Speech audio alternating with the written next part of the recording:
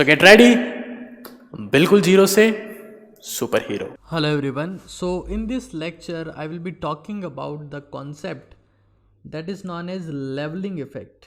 ठीक है, जिस कॉन्सेप्ट की हम लोग बात करने वाले हैं that is the leveling effect. Okay, तो लेवलिंग इफेक्ट बहुत इंपॉर्टेंट कॉन्सेप्ट है और वैसे नॉर्मली जे एडवांस के हिसाब से इम्पॉर्टेंट होता है, बट कॉन्सेप्चुअली अगर आप KVPO का एग्ज़ाम देंगे या IAPT का एग्ज़ाम देंगे तो उसके लिए भी इक्वली इम्पॉर्टेंट है. ये कंटेनर है हमारे पास में और इसमें है we have water in this container. We have water. जो कंटेनर आपके पास में, इस कंटेनर में आपके पास में वाटर है. ठीक है, पानी हमारे पास में. ऑलराइट, और इस वाटर में, ठीक है, अगर आप let's see you add H2SO4, ठीक है, और यू ऐड HCl, तो वाटर जो होता है, water has very high tendency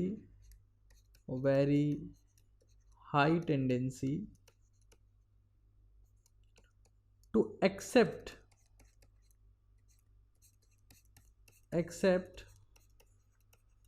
protons. तो उस केस में क्या होगा, it has very high tendency to accept protons. So उसकी वजह से क्या होता है, वाटर, आप ये कह सकते हो that in water it is very difficult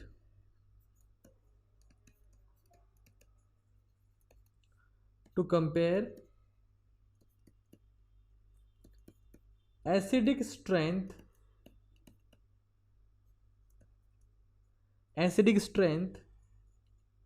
of mineral acids.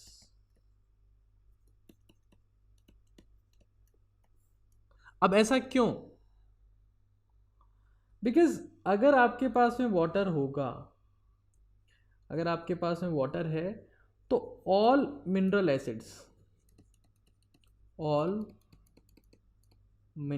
Acids get completely dissociated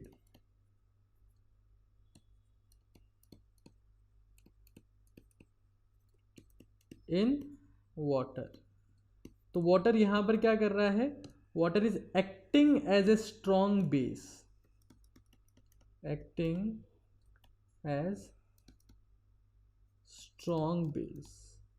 ये काम यहां पर वाटर कर रहा है. तो ये एक बहुत बड़ी समस्या हमारे पास में आ रही है कि वाटर की वजह से सारी दिक्कतें हो रही है. तो अगर आपसे पूछा जाए कि आपके पास में क्वेश्चन ये पूछा दैट सॉल्वेंट वाटर है, सॉल्वेंट है आपके पास में water, compare acidic strength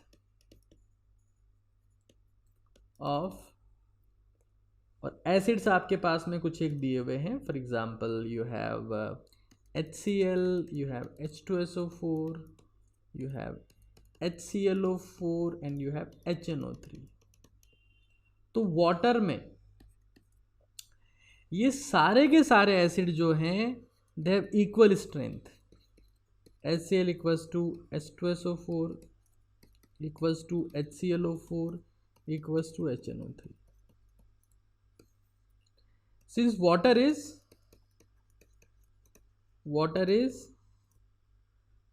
has strong H plus accepting tendency, उसमें H प्लस आयंस को एक्सेप्ट करने की बहुत स्ट्रॉन्ग टेंडेंसी होती है. इसलिए हमारे पास में वाटर में ये सारे के सारे एसिड क्या करते हैं, अगर आप इसकी pH चेक करेंगे तो हम ये बोल देंगे दैट अगर आप इनको वाटर में डिजोल्व करेंगे तो इन सभी का the solution, all solutions will have same acidic level. अब ये जो वर्ड मैं बोल रहा हूँ ना, सेम एसिडिक लेवल, ये वर्ड ही काम का है हमारे पास में। मैंने क्या बोला? Same acidic level. अब ऐसा क्यों हो रहा है? Because water being a good H+ ion accepting solvent, तो उसकी वजह से हमारे पास में एसिडिक लेवल सेम आ रहा है और वाटर इसके लिए रिस्पॉन्सिबल है। तो इस इफेक्ट को हम लोग क्या बोल रहे हैं? This effect is non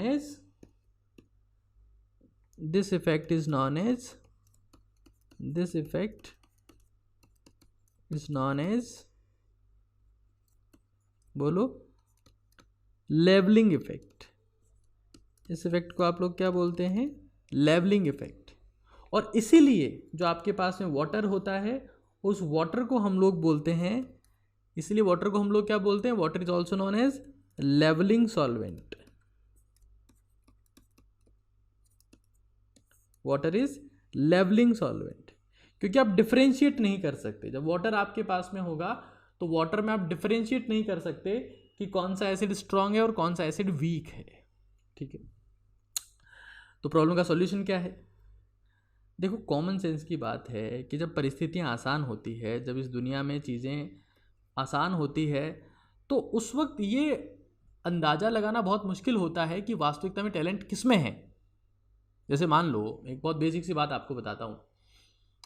Indian cricket team का मैच चल रहा है और भारत का स्कोर हो गया 350 रन, 2 ओवर बचे, 8 विकेट पड़ गए। तो कॉमन सेंस की बात है, जो टैलेंडर है, जो सबसे आखिर में बैटिंग करने आएगा, रन कितने हैं? 350, 8 विकेट पड़े हैं और 48 ओवर जो हैं वो हो चुके हैं, नॉट आवर्स। तो अब जो टैलेंडर है, जो बॉलर है, वो भी छक्के मार देगा। अगर यही स्कोर अगर 350 के बजाय होता 144 रन, 8 विकेट और ओवर हो चुके होते 40, तो आपको लगता है टैलेंडर कभी छक्के मार पाता? पूरी टीम 150 पे ऑल आउट हो जाती 2-4 रन बना के।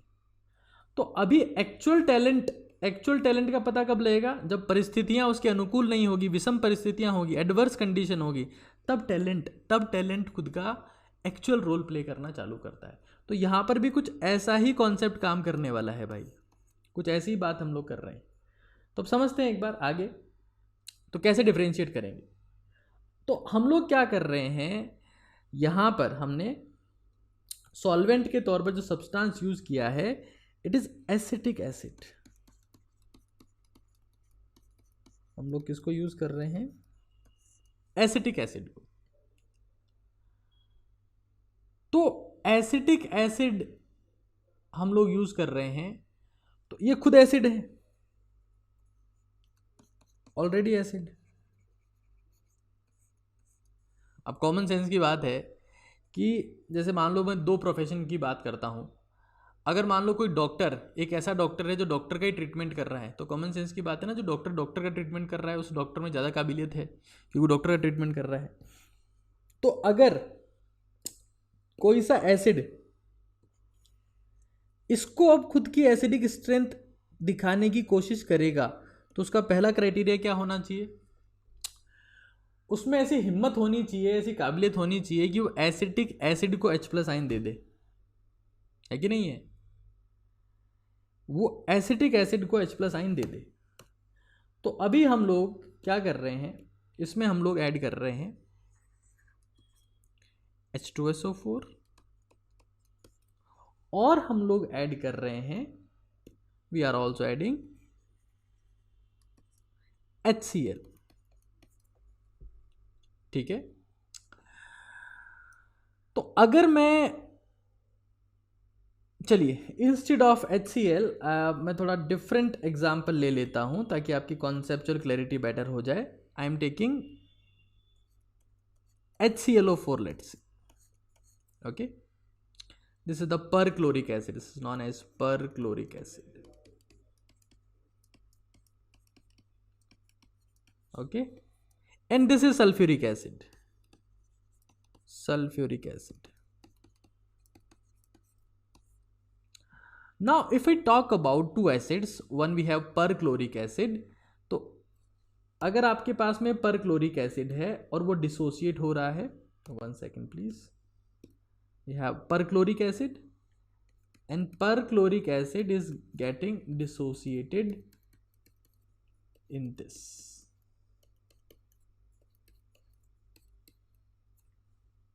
Sorry. Okay. And if we talk about H2SO4, then H2SO4 will be, अभी मैं एक ही H प्लस आयन की बात कर रहा हूँ क्योंकि मेजर तो रोल इसी एक ही H प्लस आयन का होता है. दूसरा H प्लस आयन वैसे भी इतना ज़्यादा आयनाइज नहीं होता है क्योंकि एक एनाइन बन जाएगा ना एक के बाहर निकलने के बाद, तो उसके बाद पॉजिटिव बाहर जाना मुश्किल है. तो अगर अब मैं यहाँ पर एक बार समझता हूँ, इस केस में ये जो आपको दिख रहा है यहाँ पर रेजोनेंस, यहाँ पर पार्शियल नेगेटिव आएगा, यहाँ पर भी आएगा, यहाँ पर भी आएगा, मतलब negative charge distributed on 4 oxygens. Okay, लेकिन if I talk about this H2SO4, in this case what is happening? Negative charge is distributed on 3 oxygens. So that's the point. Means what I can say at the end, this is more resonance stabilized, more resonance stabilized. Okay, and this is lesser resonance stabilized. ठीक है, this is lesser resonance stabilized. तो HClO4 is more resonance stabilized after releasing H plus, and H2SO4 is a lesser resonance stabilized after releasing H plus.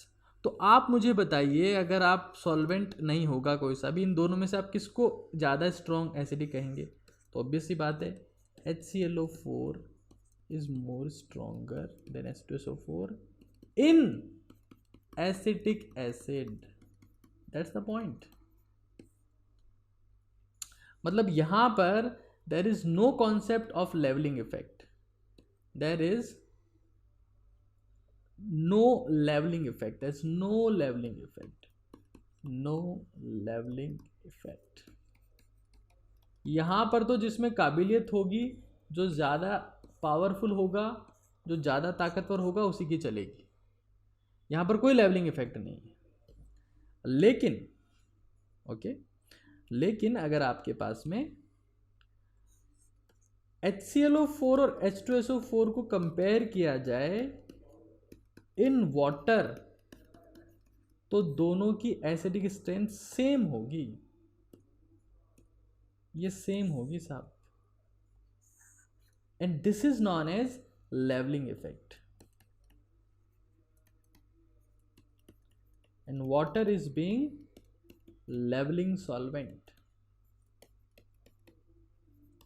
समझ रहे हैं आप लोग? So levelling effect is all about a solvent. तो मैं उम्मीद करता हूँ आपको ये कॉन्सेप्ट समझ में आया होगा. Hello students, so in this video I will be talking about the complete revision of ionic equilibrium. तो किस तरीके से हम लोग इसको रिवाइज करने वाले हैं. I am just going to take example, some questions, some considerations and conditions. तो आप पूरे फोकस के साथ में इस वीडियो को देखिएगा और समझने की कोशिश करिए. तो हमारे पास में कॉन्सेप्ट क्या है, हम टाइट्रेशन कैरी आउट कर रहे हैं. ये जो फ्लास्क आपको दिख रहा है, इस फ्लास्क में आपके पास में है 1 second. in this flask we have 20 ml of 0.1 molar NaOH.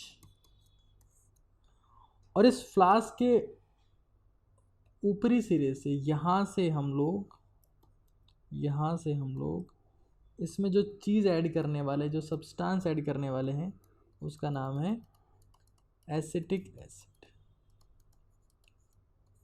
ठीक है, this process is non as titration. ठीक है, जिसमें हम देखते हैं कि न्यूट्रलाइजेशन का पॉइंट किस कंडीशन पर अचीव होता है, और फिर बफर एक्शन की बात हम लोग करते हैं, आई मीन इंडिकेटर एक्शन की बात हम लोग करते हैं। बफर भी उसका एक पार्ट है। खैर, तो केस 1 जो हम लोग कंसिडर कर रहे हैं, case first,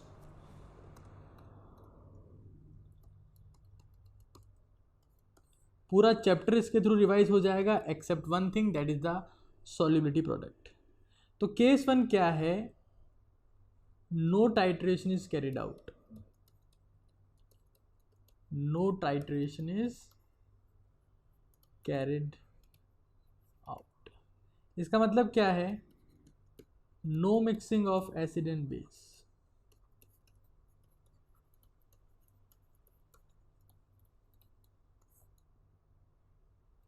no mixing of acid and base. आप कोई मिक्सिंग नहीं कर रहे हैं किसकी? एसिड और बेस की। There is no mixing.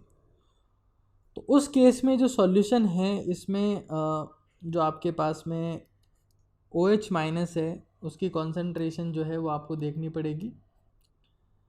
तो यहाँ से आप POH बता सकते हो। POH equals to minus log of OH minus ion concentration.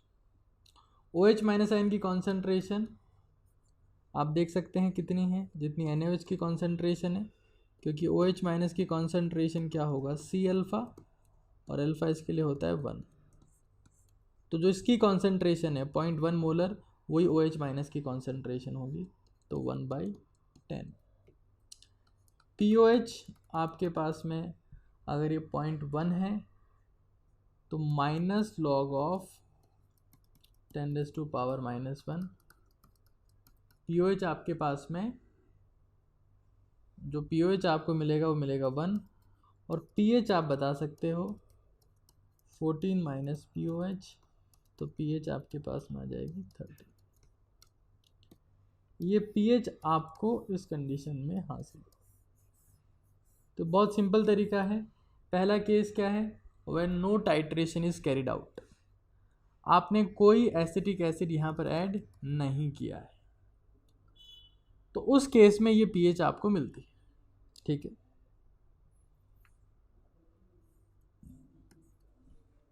चलिए अब आगे चलते हैं। सेकंड केस हम लोग देखते हैं। अब सेकंड केस में क्या कर रहे हैं? ये आपके पास में वही है, 1 सेकेंड, ये हमारे पास में वही है 20 ml 0.1 मोलर NaOH, और ऊपर से आप इसमें ऐड कर रहे हैं एसिटिक एसिड। आपने पहले देखा कि जो एसिटिक एसिड है इसकी कॉन्सेंट्रेशन भी 0.1 मोलर, और वॉल्यूम तो अपन जितना अपने हिसाब से डालेंगे उतना ऐड करेंगे। ठीक है, तो इसकी कॉन्सेंट्रेशन भी कितनी है? 0.1। तो फिलहाल मैं जिसकी बात करने वाला हूँ वो आपके पास में हो गया है case second.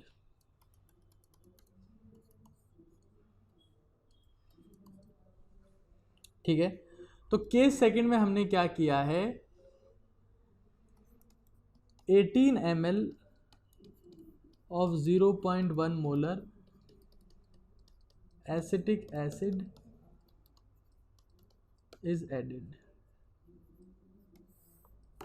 18 ml of 0.1 molar acetic acid is added। ठीक है, तो कॉमन सेंस की बात है, यहाँ पर NaOH प्लस एसिटिक एसिड का न्यूट्रलाइजेशन होगा, और उससे आपके पास में बनेगा सोडियम एसीटेट।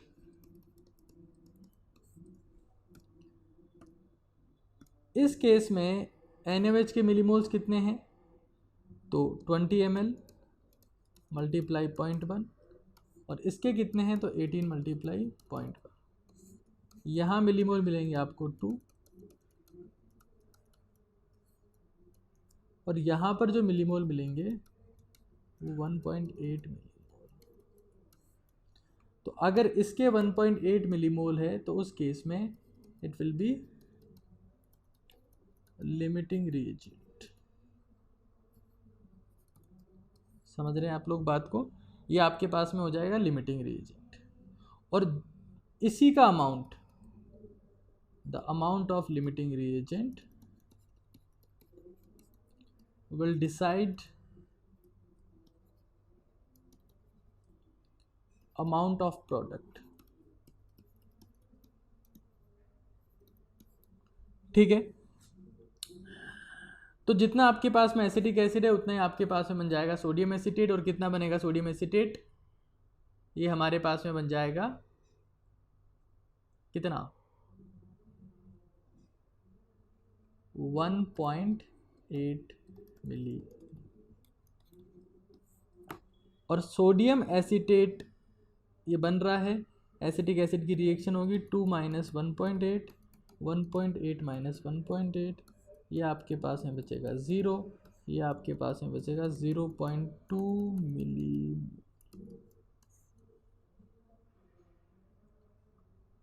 ठीक है, 0.2 मिलीमोल। चलिए अब समझना है अपने को, कॉन्सेप्ट पे फोकस करना है पूरा का पूरा। ये 0.2 मिलीमोल हमारे पास में रह गया। अब इंपॉर्टेंट चीज क्या है? इंपॉर्टेंट चीज हमारे पास में ये है कि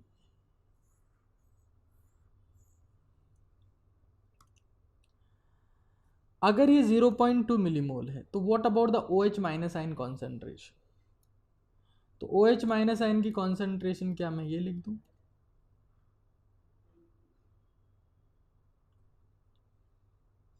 भाई जो NaOH की कॉन्सेंट्रेशन वही OH माइनस आयन की कॉन्सेंट्रेशन है, लेकिन पहले ये तो समझना पड़ेगा ना कि NaOH की कॉन्सेंट्रेशन क्या है। तो concentration of NaOH is equals two moles per litre, या अगर आप मोल्स पर लीटर नहीं लिखना चाहते तो हम लोग क्या लिखेंगे? मिलीमोल्स पर मिलीलीटर। ये दोनों कैंसिल हो जाएगा, आपके पास में बचेगा मोल्स पर लीटर। तो NaOH की कॉन्सेंट्रेशन बेसिकली कितनी आएगी? मिलीमोल्स तो आपको दिख रहे हैं 0.2। वॉल्यूम कितना हो गया? देखो 20 ml तो हमारे पास में ये था। इस कंटेनर में अगर आपने और क्या ऐड किया, एसिटिक एसिड, तो वॉल्यूम बढ़ा है, कॉमन सेंस की बात है। ठीक है, तो वॉल्यूम बढ़ा है तो वॉल्यूम कितना हो गया? 0.2, तो इसके मिलीमोल्स हो गए। और वॉल्यूम आपके पास में कितना हो गया? 20 plus 18 that is 38 millimoles, sorry millilitre. ये मिली से मिली कैंसिल हो जाएगा। तो अगर आप 0.2 में 38 से डिवाइड करते हैं तो ये अप्रॉक्सीमेटली आएगा 5 × 10⁻⁻3। इसको 40 मान के आप सॉल्व कर सकते हो। ठीक है, और जो NaOH की कॉन्सेंट्रेशन आई है वही किसकी कॉन्सेंट्रेशन हो जाएगी? OH माइनस आयन की कॉन्सेंट्रेशन 5 × 10⁻⁻3। तो अगर ये 5 × 10⁻⁻3 है तो यहाँ से हम लोग क्या फाइंड आउट कर सकते हैं? यहाँ से हम लोग फाइंड आउट कर सकते हैं POH is equals to minus log of OH minus ion concentration. तो POH कितना आ जाएगा? 3 माइनस log 5। ठीक है, log 5 आपके पास में 0.7 होता है, तो 3 माइनस 0.7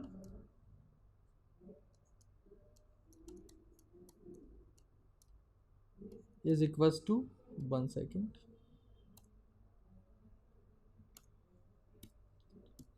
3 माइनस, ये हमारे पास में अगर आप इसको सॉल्व करते हैं तो ये जो वैल्यू है 3 माइनस 0.7 ये आपके पास में आ जाएगा 2.3 आपके पास में POH आया है, तो pH बराबर 14 माइनस 2.3 इज इक्वल्स टू 11.7। तो कॉमन सेंस की बात है, पहले वाले केस में pH कितनी आई थी? 13। अब अगर आप इसमें एसिड ऐड कर रहे हैं तो एसिड के ऐड करने के साथ साथ आपके पास में जो pH है उसकी वैल्यू कम होती जा रही है। ठीक है, अब हम लोग थोड़ा सा आगे चलते हैं, नेक्स्ट सेक्शन कंसिडर करते हैं। जिसमें हम लोग फिर से यहाँ पर जो सिस्टम है उसमें वही है, क्या होगा 20 ml 0.1 मोलर NaOH, ठीक है। तो फिलहाल हम लोग जिसकी बात करने वाले हैं वो आपके पास में है केस 3, ठीक है। केस 3 की बात हम लोग करने वाले हैं। अब केस 3 वाले केस में हम लोग क्या करने वाले हैं, we are going to add 20 ml of 0.1 molar acetic acid is added,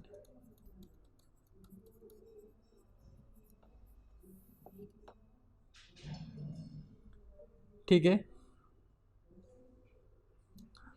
तो अगर आप यहां पर बेसिक इक्वेशन लिखते हैं NaOH प्लस ये आपने ऐड कर दिया है इसमें acetic acid plus acetic acid, उससे बनेगा सोडियम एसीटेट, इसका भी 20 ml मल्टीप्लाई बाई 0.1, ये भी 20 ml मल्टीप्लाई बाई 0.1, इसके मिलीमोल्स आपके पास में कितने हो गए 2, इसके मिलीमोल्स भी आपके पास में कितने हो गए 2। There will be what 100% neutralisation,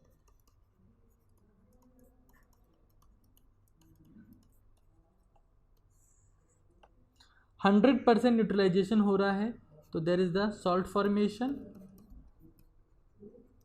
और अब इस फ्लास्क में जो फॉर्मूला लगाएंगे आप लोग, इस फ्लास्क में अब जो फॉर्मूला लगने वाला है वो लगने वाला है किसका, सॉल्ट हाइड्रोलिसिस का। तो अगर आप यहाँ बात करते हैं तो हमारे पास में दोनों ही चीज़ें हैं इसमें। सोडियम एसीटेट में ये जो पार्ट है this is the active part, इसकी रिएक्शन होगी वाटर के साथ में, जिससे आपके पास में फॉर्मेशन होगा एसिटिक एसिड का और साथ में OH माइनस। इसको हम लोग क्या बोलेंगे, एनायनिक हाइड्रोलिसिस।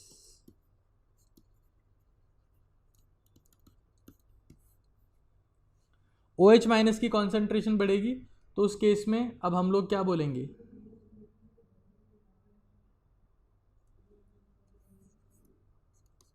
पीएच का फॉर्मूला क्या हो जाएगा यहाँ पर, जब सॉल्ट फॉर्मेशन की बात आ रही है तो pH equals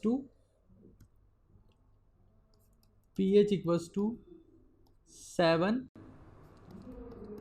plus half pKa plus half log C, यह आपके पास में pH का फॉर्मूला है। ये जो C है, pK तो आपको पता ही है, जो C आपके पास में है, C is the concentration of salt, C is the concentration of salt. तो सॉल्ट की कॉन्सेंट्रेशन कितनी आ जाएगी वो आप खुद देख सकते हैं।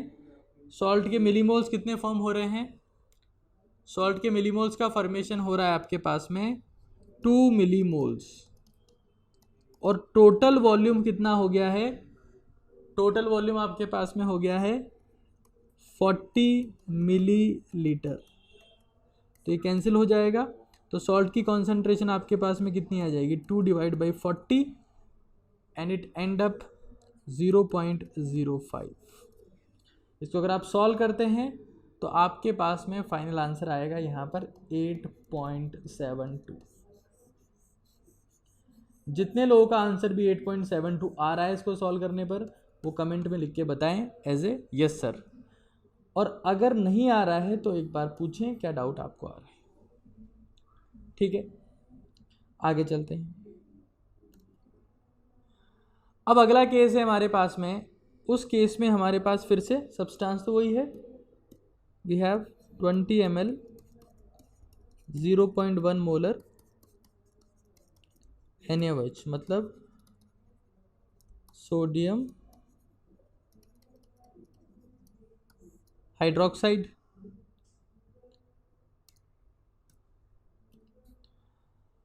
अब आप यहाँ पर जो ऐड कर रहे हैं, ऐड आपने किया है 40 ml एसिटिक एसिड, जिसकी कॉन्सेंट्रेशन कितनी है, वही 0.1 मोल। तो देखिए अब थोड़ा सा सिनेरियो चेंज होने वाला है। Acetic acid plus NaOH, they are going to form CH3CO minus Na+।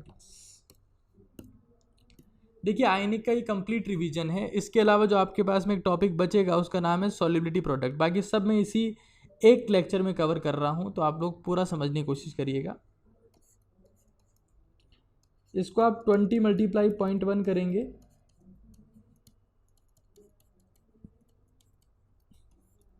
To millimoles. Acetic acid की बात कर रहे थे, तो 40 मल्टीप्लाई 0.1 कितना आ रहा है, 4 मिलीमोल्स। अब जो एसिटिक एसिड है उस केस में ये जो सब्सटेंस आपको दिख रहा है, कौन, sodium hydroxide, it becomes a limiting reagent.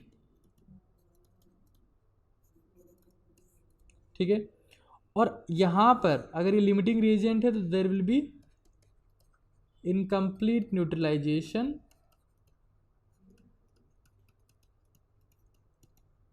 Of weak acid.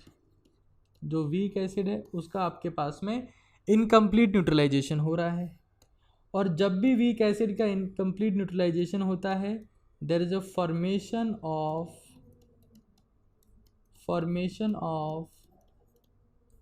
Buffer solution. ये डफर से डफर बच्चा इस बात को समझता है कि बफर सॉल्यूशन का फॉर्मेशन हो रहा है। यहाँ एसिडिक बफर का फॉर्मेशन होगा बिकॉज एसिटिक एसिड का इनकम्प्लीट न्यूट्रलाइजेशन हो रहा है। तो pH equals to pKa plus log salt upon acid. देखो कॉमन सेंस की बात यह है कि यहाँ पर अगर आप देख पा रहे हैं, अगर आप ध्यान से देख पा रहे हैं, तो इस रिएक्शन में 4 मिलीमोल्स इसके हैं और 2 मिलीमोल्स इसके हैं। मतलब क्या हुआ है, देयर इज 50% न्यूट्रलाइजेशन, और 50% न्यूट्रलाइजेशन पर salt and acid concentration are same, concentrations are same. तो अगर कॉन्सेंट्रेशन सेम है तो कैंसिल हो जाएगा, log 1 की वैल्यू बताओ 0, तो pH बराबर क्या आ जाएगी, pKa। तो pKa कितना होता है एसिटिक एसिड का, दैट इज द 4.74। अब एसिटिक एसिड डोमिनेंट हो जाएगा। तो आप देख रहे हैं कंटिन्यूसली pH गिरती जा रही है। इससे पहले 8.72, इससे पहले कितनी आई थी 11.7, इससे पहले कितनी आई थी 13। तो जैसे जैसे आप एसिड ऐड करते जा रहे हैं, pH आपके पास में गिरती जा रही है। ठीक है, अब फाइनल प्रोसेस पर हम लोग आ रहे हैं। तो आपने देखा एक बार कि 20 ml NaOH का अगर 0.1 मोलर सॉल्यूशन था, ठीक है, तो pH पहले आपके पास में वो बेसिक सॉल्यूशन था, नो न्यूट्रलाइजेशन, या आप बोल सकते हो नो टाइट्रेशन। फिर वो आपके पास में लेसर बेसिक सॉल्यूशन हुआ,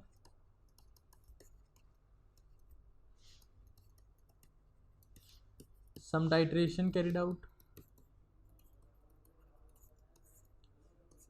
फिर वो आपके पास में पहले बेसिक, फिर लेसर बेसिक, फिर आपके पास में वहाँ पर क्या हुआ,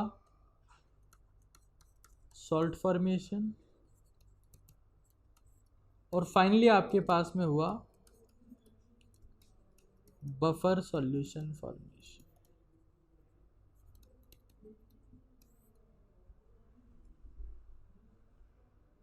ठीक है, अब बात समझ पा रहे हैं ना बहुत आसानी से। पहले हमारे पास में बेसिक सॉल्यूशन, फिर लेसर बेसिक सॉल्यूशन, फिर सॉल्ट फॉर्मेशन और फिर बफर सॉल्यूशन। तो किस किस केस में क्या क्या पीएच आई है वो आपको कमेंट में एक बार बताना है कि कौन से पॉइंट पर क्या पीएच आई थी। और इसके अलावा हमारे पास में एक ही प्रोडक्ट बचता है, उसका नाम है सॉल्युबिलिटी प्रोडक्ट। ये एक ही कॉन्सेप्ट बचता है इस आयनिक में से। तो अगर आपको ये चैप्टर समझ में आए हैं तो एक बार मुझे बताइए, और कोई सी चीज़ ऐसी है जो आप समझना चाहते हैं तो please let me know in the comment section. Complete revision of ionic, this time I have some better problems, and I'm expecting that you people, after watching this lecture, I will be asking 4 questions to you in this lecture and you will be answering all those 4 questions in the comment section. I'm expecting it from you, so get ready. I will be giving you hint, I will be giving you idea, but not the answer. You have to answer it. Okay, so let's start it. So in this flask, you can see in this flask we have 10 ml of 0.1 molar ammonium hydroxide. All right, so the question is that you have 10 ml of 0.1 molar ammonium hydroxide solution which is being titrated with 0.1 molar of H2SO4. From over here we are going to add H2SO4. All right, so if we talk about the case 1,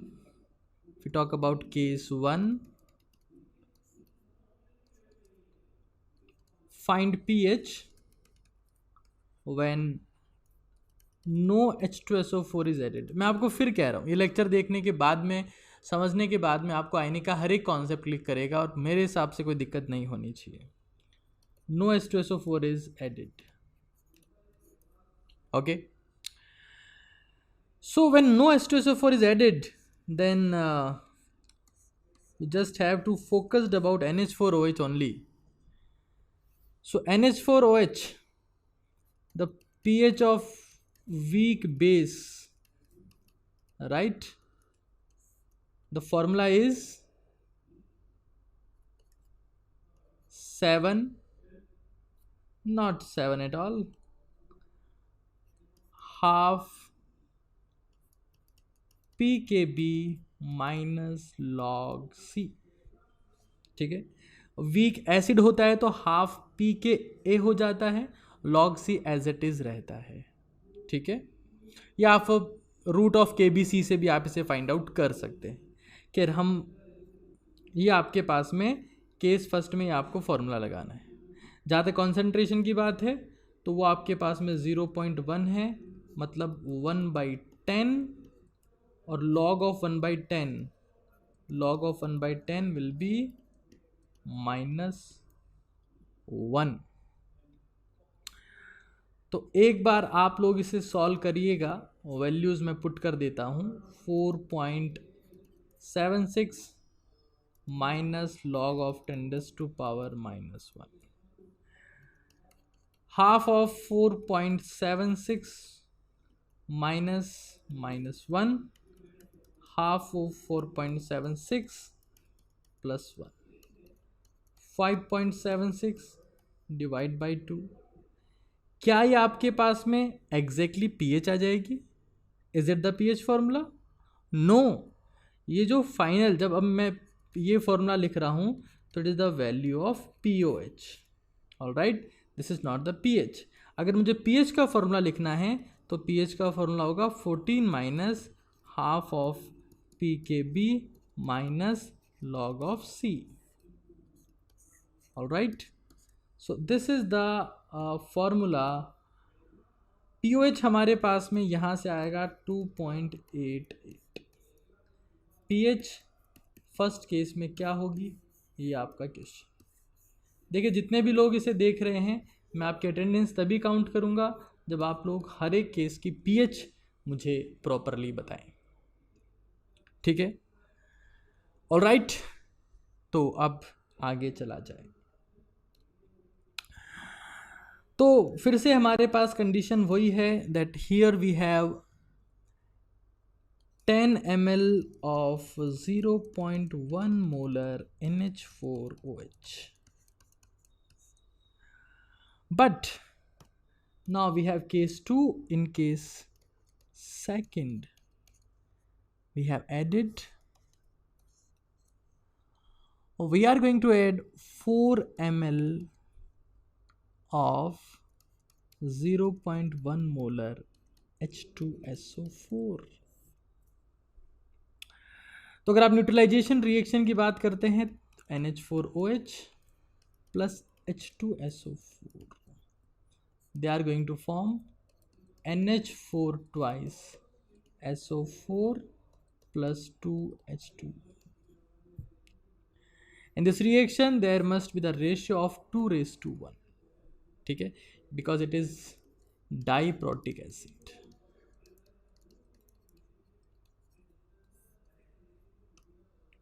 All right. So if we talk about the millimoles of NH4OH, so millimole, for millimole 10 ml multiply by 0.1 mole पर litre, ये आपके पास में concentration है. ठीक है, अगर आप कॉन्सेंट्रेशन, ये आपके पास में कॉन्सेंट्रेशन है, इसको अगर आप वॉल्यूम से मल्टीप्लाई करते हैं तो ये ml में है. अगर आप ml और लीटर को कैंसिल करेंगे तो 1000 आएगा, यहाँ 1000 आएगा. तो that will be the 1 × 10⁻³ mole. Multiply करेंगे तो आपके पास में आएगा, जिसको आप क्या बोल सकते हैं, 1 मिली. So over here we have 1 millimole of ammonium hydroxide. If we talk about H2SO4, then there will be 4 multiply 1/10 millimoles. So it end up at 0.4 millimoles. ठीक है, अब कॉमन सेंस से हम लोग क्या बोलेंगे कि जब H2SO4 की रिएक्शन होने वाली है NH4OH के साथ में, तो इसके 0.4 मिलीमोल इसके NH4OH के 0.8 से रिएक्ट करने वाले हैं. स्टाइक्योमेट्रिक कोफिशिएंट आपको दिख रहा है 2. सो if you solve it, 1 minus 0.4 multiply 2, 0.4 minus 0.4, और ये आपके पास में बनेगा 0.4. ठीक है, ये बचेगा 0.2 मिलीमोल्स, ये हमारे पास में बचेगा 0, और ये आपके पास में बचेगा 0.4 मिली.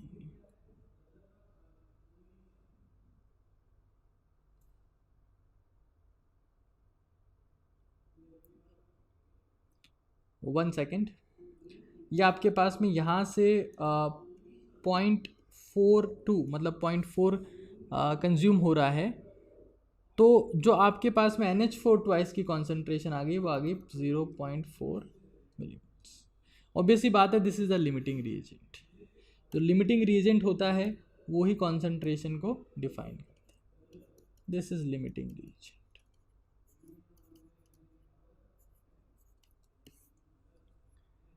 ठीक है, तो हमारे पास में अब हमको ये समझना पड़ेगा कि हमारे पास में सॉल्ट, भाई ये हमारे पास में आ गया weak acid, sorry weak base,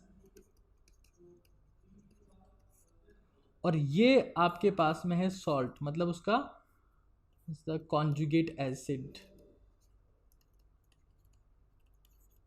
In this reaction there is the incomplete neutralization of a weak base.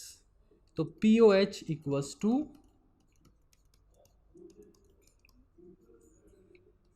PKB plus log salt upon base.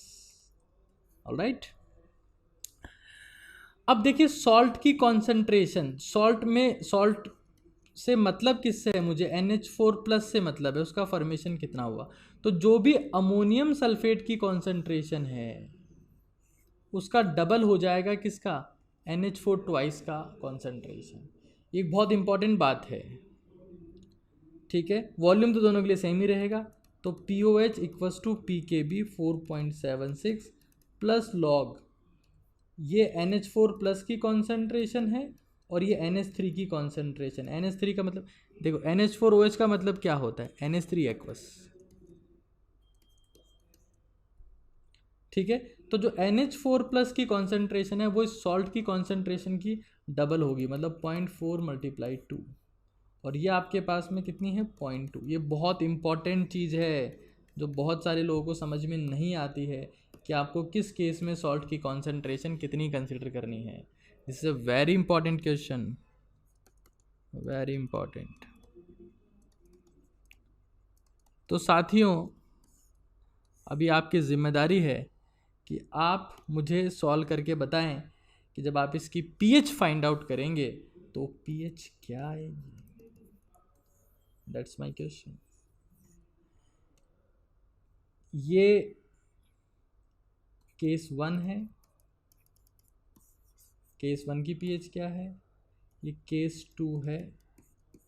Case 2 में हमारे पास में जिस सब्सटेंस का फॉर्मेशन हो रहा है वो सब्सटेंस हमारे पास में क्या हो गया, that substance is the buffer solution,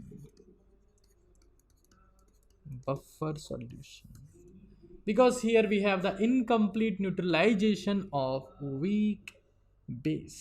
आगे चलते इन द नेक्स्ट केस, यहां पर हमारे पास में वही चीज है, क्या है, 10 ml of 0.1 मोलर NH4OH, और यहां पर आप ऐड करने वाले हैं इसमें 0.1 मोलर H2SO4। इसका वॉल्यूम कितना ऐड कर रहे हैं आप, 5 ml, ठीक है। So let us write the reaction और the equation, okay. So we write equation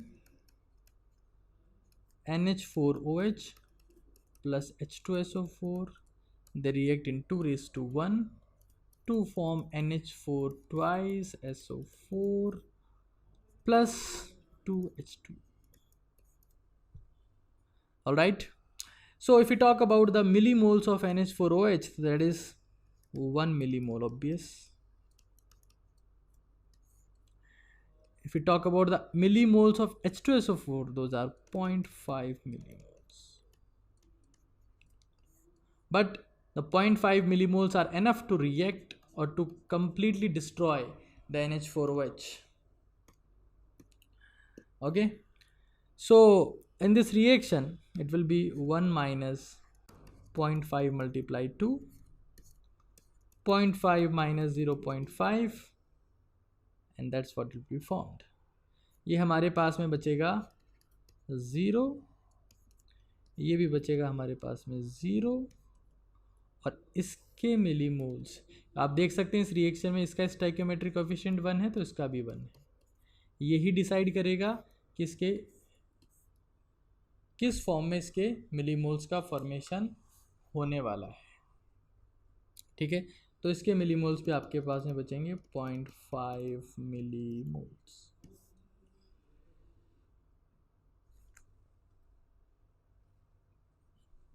All right. So here we have complete neutralization. Here we have complete neutralization of weak base.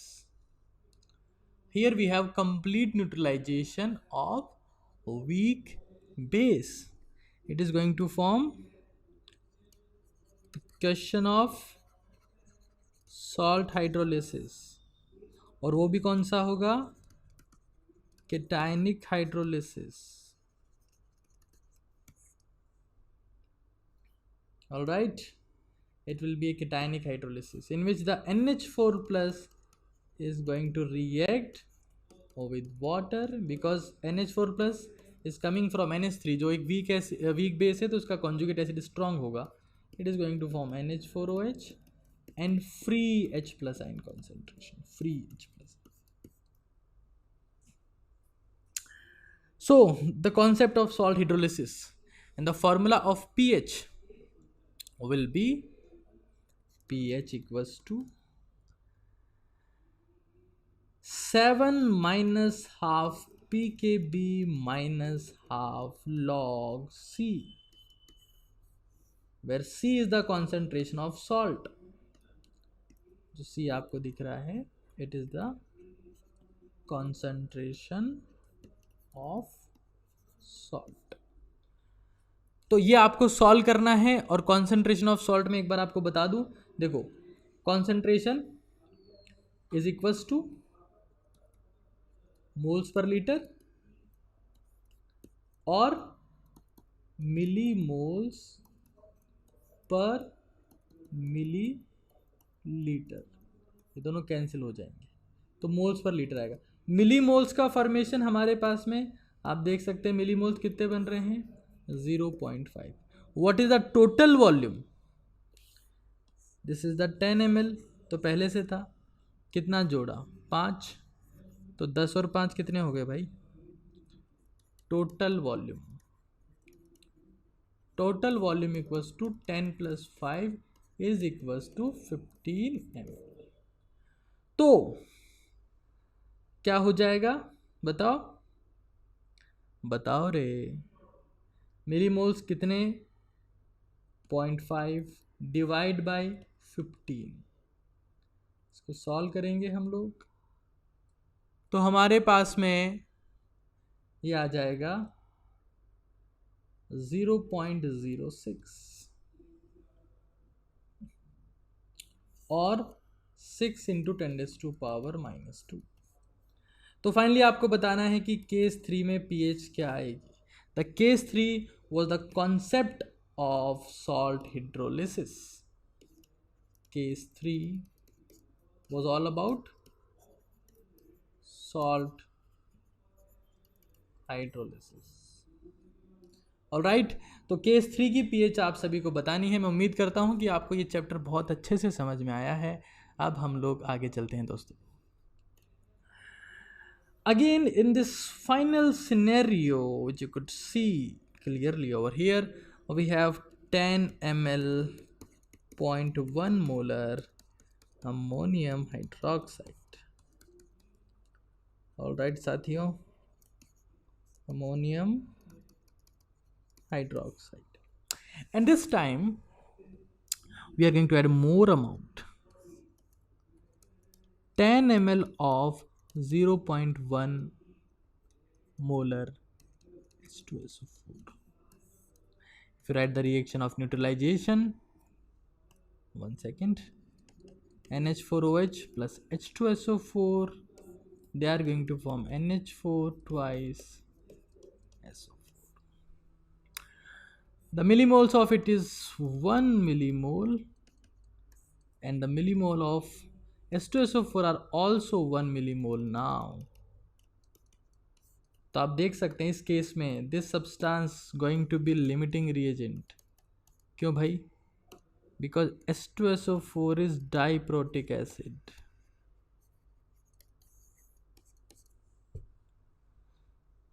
Okay, सो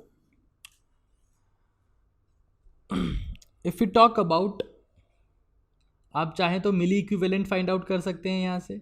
अगर आप moles को अगर आप valency factor से multiply कर दें, चलिए अपन ये काम कर लेते हैं. मिली मोल्स को अपन मल्टीप्लाई बाय वैलेंसी फैक्टर कर देते हैं. तो अगर आप वैलेंसी फैक्टर से मल्टीप्लाई कर देंगे तो वैलेंसी फैक्टर इसका 1 ही होता है because it give 1 OH minus. तो क्या आ जाएगा? 1 मिली इक्विवेलेंट.